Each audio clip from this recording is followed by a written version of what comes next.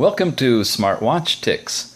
This video is an introductory video about smartwatches and smartwatch phones to help get clarity in this confusing marketplace that's emerging. It's January of 2015 and what applies now may change in the future, but just to put it on the record, there's a couple of different ways of talking about these things. One is to describe a device as a smartwatch. If it's a smartwatch, it means that the watch itself needs to be tethered or connected to your cell phone, and you need to have your cell phone with you if you want to make phone calls or receive text messages. It's tethered, and it's tethered by Bluetooth.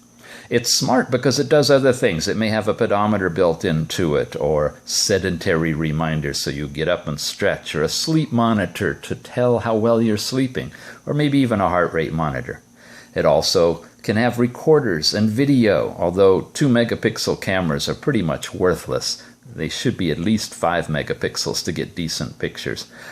And other applications, remote control to change the channel on your TV until you go back to the sedentary reminder that tells you to get up and do it manually. Things like that.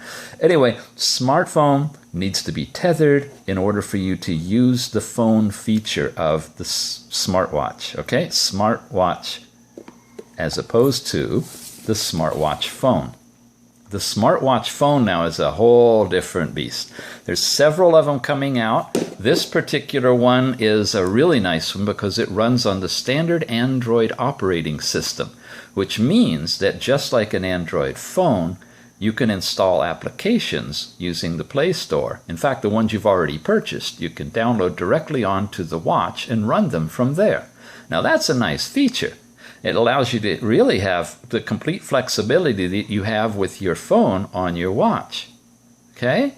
The problem is, though, if you want to actually make phone calls with it, you're going to need to insert a separate SIM card and get a phone number and text data plan and all of the stuff that goes with that, just as if you were getting another phone. So, with the smartwatch phone, you're basically buying another phone in a small form factor. But you got quite a bit of capability, and a lot of people are looking at buying these kind of devices so that they can use them in Wi-Fi zones just like they would their regular phone. You can do things like Flipboard or Pocket or whatever for reading. You have all sorts of other capabilities in a smartwatch phone. Now, what I'm recommending if you're just getting into this kind of stuff is neither of these, but instead both of them. This type of a phone, and there's a few on the market, is a crossover device. Say it's a smartwatch phone, but what it really is both a smartwatch and a smartwatch phone.